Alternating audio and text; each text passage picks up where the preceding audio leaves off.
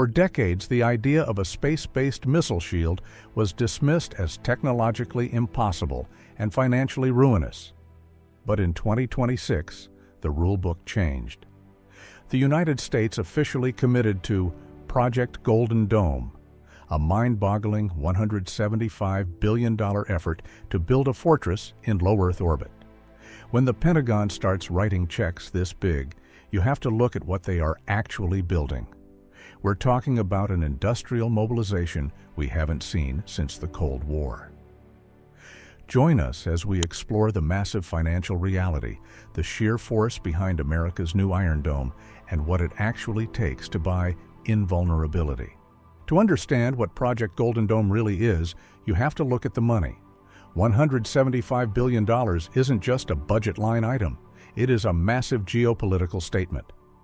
For some historical context, if you adjust the Manhattan Project to today's money, it cost around $30 billion.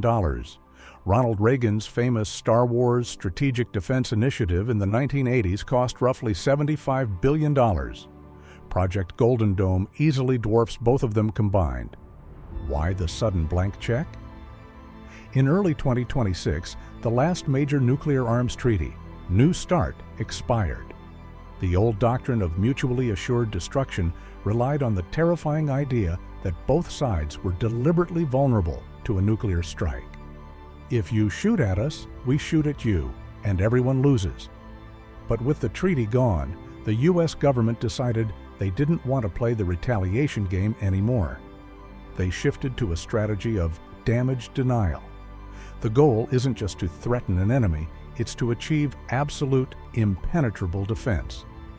But buying that kind of defense requires a massive overhaul of the American defense industrial base. The military is no longer buying a handful of massive, gold-plated satellites that take a decade to build. They are buying thousands of them. They are moving to a model of mass production, and it requires a level of physical and financial effort that is hard to overstate. Because these satellites sit in low Earth orbit, they experience constant atmospheric drag and intense space radiation. That means they don't last forever. The Pentagon is committing to a relentless 5-year replacement cycle for the entire constellation. They have to continuously manufacture, launch, and replace these systems just to keep the dome intact. That initial $175 billion is effectively just the down payment. The sheer industrial effort required to maintain the system over the next decade will fundamentally redefine where American tax dollars go. If you want to build a $175 billion shield in space, your biggest problem isn't actually the technology, it's the logistics. Historically, the American defense industry operated like a boutique laboratory. Companies like Lockheed Martin or Northrop Grumman were used to spending 10 years handcrafting a single, exquisite satellite that cost $2 billion and parked in high orbit. But Project Golden Dome doesn't need a laboratory, it needs an assembly line. To achieve strategic immunity, the Pentagon needs thousands of interceptor satellites and tracking sensors. To pull this off, the defense industrial base has had to fundamentally change how it operates. Companies are now building massive factory floors designed to crank out orbital weapons the exact same way Ford cranks out pickup trucks. It is a transition from precision craftsmanship to sheer brute force mass manufacturing. But building thousands of space weapons on Earth is only half the battle. You still have to get them into the sky. And this is where the financial reality of Project Golden Dome hits a massive bottleneck: the launch cost. If the military tried to launch this architecture using old-school, single-use rockets, the $175 billion budget would be completely exhausted just on the fuel and rocket bodies alone. The only reason this massive orbital fortress is financially possible is because of a total monopoly in space logistics: SpaceX. SpaceX's reusable rockets effectively broke the cost barrier to low Earth orbit. By drastically lowering the price per pound to get cargo into space, they made the idea of launching thousands of heavy, kinetic interceptors a financial reality rather than a science fiction pipe dream. Furthermore, SpaceX isn't just acting as the delivery truck. Their specialized military division, known as Starshield, is providing the encrypted, laser-based communication network that allows these thousands of interceptors to talk to each other in real time. When you look at the sheer force of this project, it is staggering. The United States is leveraging a private company's launch monopoly to shoot mass-produced weapons into orbit at a cadence the world has never seen. It is an industrial conveyor belt pointing straight up into the stars. If the money and the logistics can actually get thousands of interceptors into orbit, the next massive hurdle is figuring out how to fire them. And this is where the financial effort shifts from hardware to software. The terrifying reality of Project Golden Dome comes down to the clock. When a ballistic missile launches, it enters its boost phase, the period where its engines are burning before it can release multiple warheads or decoys. That window lasts for about 180 seconds. In exactly 3 minutes, this $175 billion system has to detect the launch, calculate the exact trajectory, pick the right interceptor out of thousands circling the globe, and fire a weapon that will physically collide with a target moving over 15,000 miles per hour. You simply cannot put a human in that loop. A general sitting in a bunker cannot process that amount of global data fast enough to give the order. To make this massive orbital investment actually work, the Pentagon has to buy an artificial intelligence brain to run the entire dome. This requires a completely different kind of industrial effort. The government is bringing in non-traditional defense tech companies like Anduril Industries to build the autonomous software that will serve as the nervous system for the entire architecture. The amount of money and computing power being poured into this AI is staggering.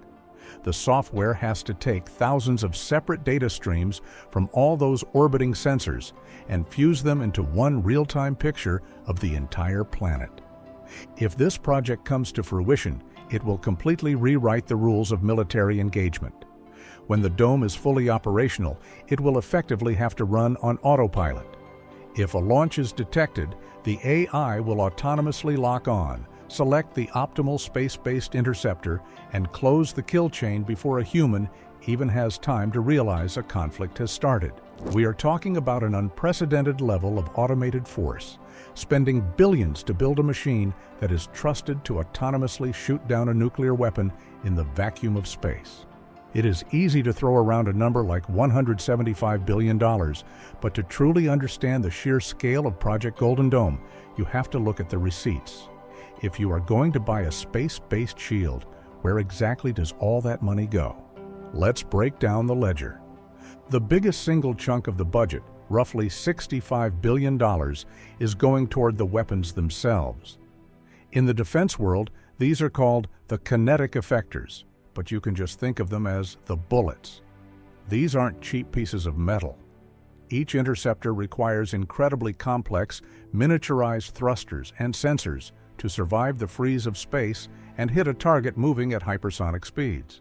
The Pentagon has to mass-produce thousands of these highly engineered machines, turning companies like Lockheed Martin and Raytheon into high-volume orbital assembly lines. The second largest expense is the eyes of the system. About $45 billion is dedicated to the tracking and custody layer. These are the thousands of wide-angle and medium-angle infrared sensors that will constantly monitor the globe. It is essentially the cost of putting an unblinking security camera over every square inch of the Earth. Next, you have the nervous system. Roughly $50 billion is split between the communication mesh and the artificial intelligence. This pays for the secure laser links that let the satellites talk to each other without being jammed, and the AI brain, like Anduril's Lattice software, that processes all the data. You are essentially paying to build an autonomous supercomputer that operates entirely in space. Finally, you have the delivery trucks. About $15 billion is set aside just for launch logistics and ground operations. This is the money flowing directly to heavy lift providers like SpaceX and United Launch Alliance to strap these billions of dollars worth of hardware onto rockets and physically push them into low Earth orbit. But here is the catch that defense analysts are pointing out. That $175 billion, that is just the setup fee. Because low Earth orbit is a hostile environment full of radiation and atmospheric drag, these satellites only have a lifespan of about 5 years. This means the U.S. government isn't just buying a shield. They are signing up for a massive, permanent subscription service. To keep the dome intact, they will have to spend billions every single year to continually launch replacement parts. It is an industrial commitment that will dominate the American defense budget for generations. Project Golden Dome is the largest financial and industrial mobilization of the 21st century. The Pentagon is betting that American mass manufacturing and commercial rockets can outbuild any global threat. But the real takeaway isn't just the $175 billion price tag. It is the staggering, permanent cost of maintaining thousands of interceptors in orbit forever. The business of national defense has officially moved to space, and the bill is astronomical. What do you think? Is this ultimate space shield worth the investment, or is it just a financial black hole? Let me know in the comments, and subscribe for more deep dives into the economics of global defense.